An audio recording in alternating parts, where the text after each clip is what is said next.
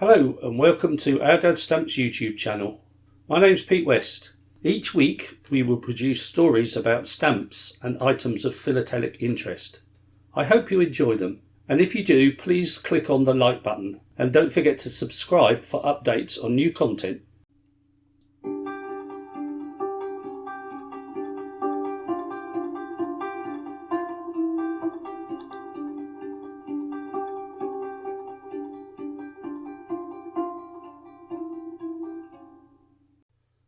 Welcome again to Ourdadsstamps podcast. My name's Pete. And I'm Sheila. And what's the topic today, Pete? Today's topic is the Queen Victoria £5 orange, which is the holy grail of any serious stamp collector's collection if they collect British stamps. What, instead of the penny black? I would say the £5 orange is one people want more than the penny black, because most collectors have got a penny black. What they haven't got is the £5 orange, because it's a lot more expensive. Right, so it's the Birkin handbag of the handbag world, then? More or less, yes, Right. yes. Okay. And the £5 orange it's a strange stamp. £5 was a huge amount of money in those days. I looked around, and £5 is equivalent of about £700 in today's money. So can you imagine going into a post office and saying, "Can I have a £700 stamp, please, to stick on my envelope?" It was a strange amount to have. And I'm just going to talk about how it came about and the story behind why there was a need for a £5 stamp. And it actually started life as a telegraph stamp for use on telegrams.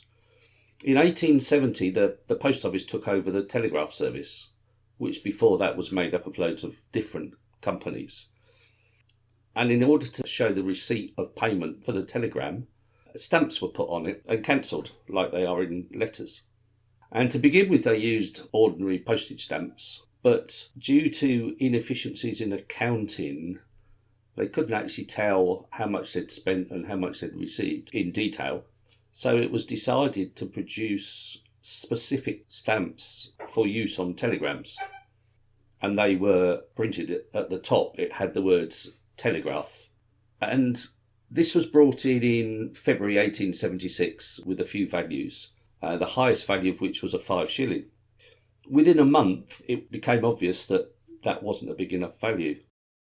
The most serious case, in March of that year, the Anglo-American company sent a telegram to the West Indies, and it cost them £32 2 shillings to send the telegram, which needed 130 stamps. That was a ridiculous amount, and it was impossible to cover the telegram itself, so it was approved that they should have higher values, and that's where the £5 stamp came into effect. So can I just ask a question? When you used to send a telegram, you used to pay per word, or was it in theory the distance? It was a combination of both. It was per word and per distance. Just as an example, to send a telegram to Bermuda, right, at that time cost £1 4 shillings and 4p per word. So that's from the UK. So that's about £1.20, £1.25. To write anything of any length cost a small fortune. Hence the reason for the £5 orange.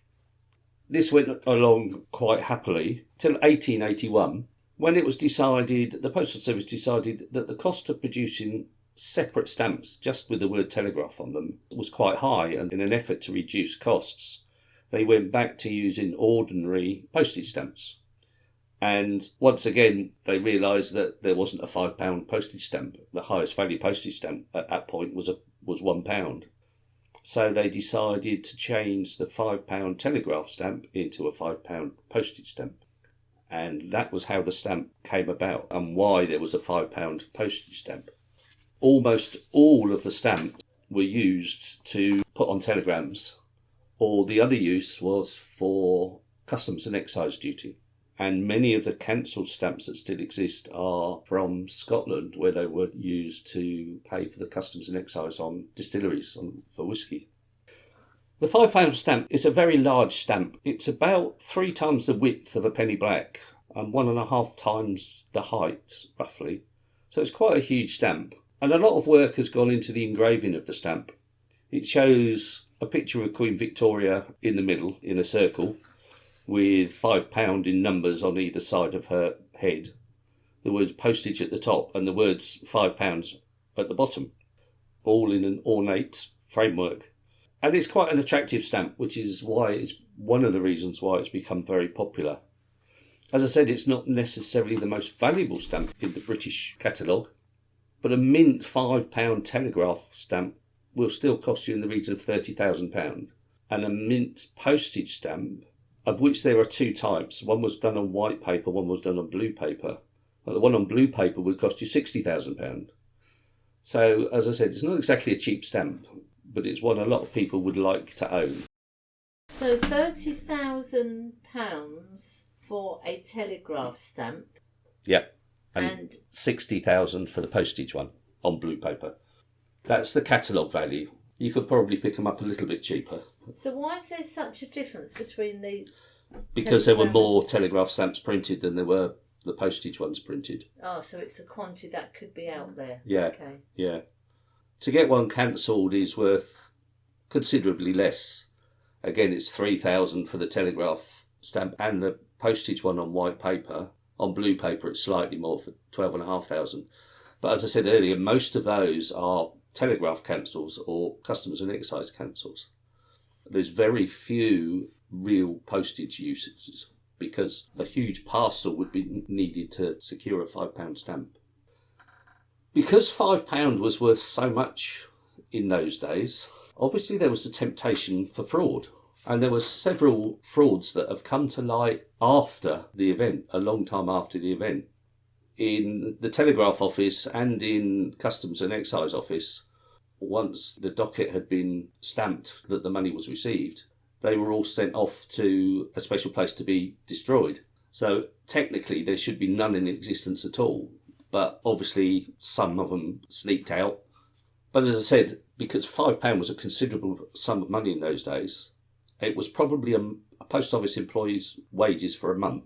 So some were tempted to commit fraud. And there's a few that have come to light.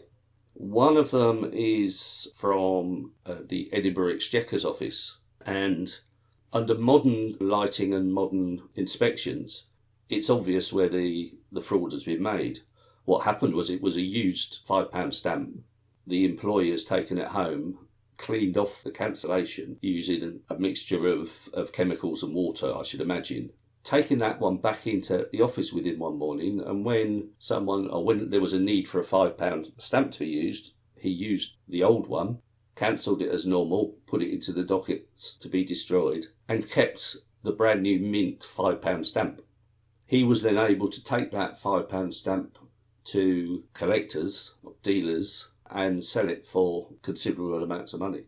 And the chance of discovery was pretty minimal because in the offices it was lit by candlelight. No one's going to really inspect it that closely to see that a cancellation has been wiped off. And so he got away with it. And it was only discovered 50, 60 years later that this was actually a fraud.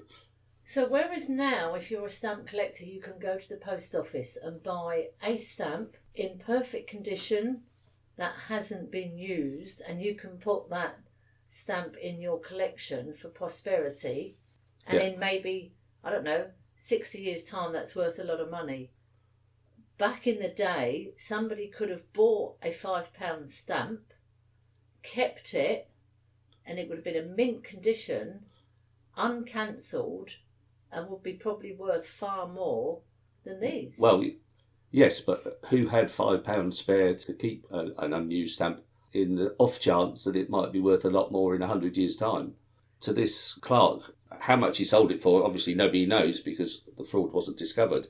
But even if he made £2 or £3, that's still like 2 weeks' wages, which is not bad profit from one day.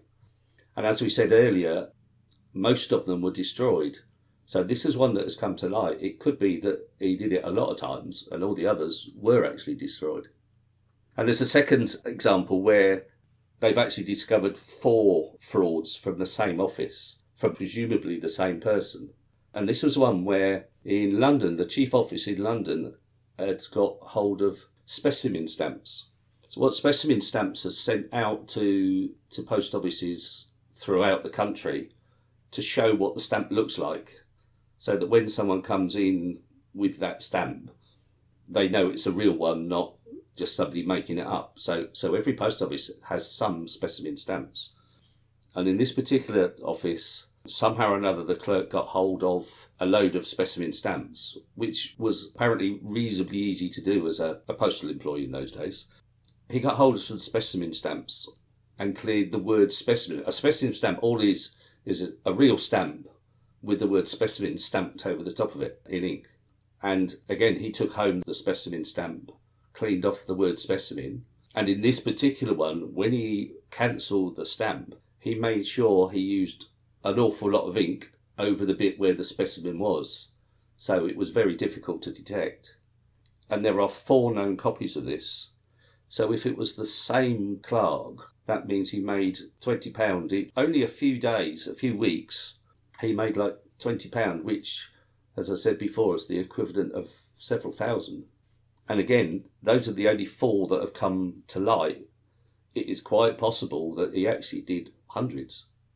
So it's quite a huge fraud, and the fact that he got away with it and nobody in the post office ever discovered it, and until the stamp world discovered it, is quite amazing. So is it well known where these 4 particular stamps are? They know where they are now. I believe so, yeah. They're well-known frauds, so people know that they are fraudulently used and they are sold as fraudulently used. In actual fact, they are more valuable because it's a proven fraud, if you know what I mean. And so they're in private collections, yeah, are they? I think so. They're either in private collections or on display somewhere. And as to the value of the fraud stamps, I don't actually know. But as I said, they are more valuable because they are frauds than if they were not frauds. So that's the £5 stamp. It was one I'd like to own, but I don't ever see me getting it. On that story, actually, the first time I went to the London Stamp Show, which was probably 5 or 6 years ago now, one of the dealers had a whole display cabinet of the £5 orange, and there was like 20, 30 £5 oranges sitting in a cabinet. And I can remember looking at the stamps thinking, that's thousands upon thousands of pounds worth of stamps just sitting there. It's one of the well-known dealers. I can't remember which one it was. But they had, within the display in the Business Design Centre where the stamp show is held, they had a huge, great safe in the middle of their stall, which obviously all these went into at night because, as I said, it's thousands of pounds worth of stamps. So yes, a stamp I'd like to own, not one I think I'm likely to, unless I can pick up a damaged one or a substandard one for a few hundred, but interesting story. So thank you for listening. Hope you enjoyed it, and join us again next week for another Ourdadsstamps.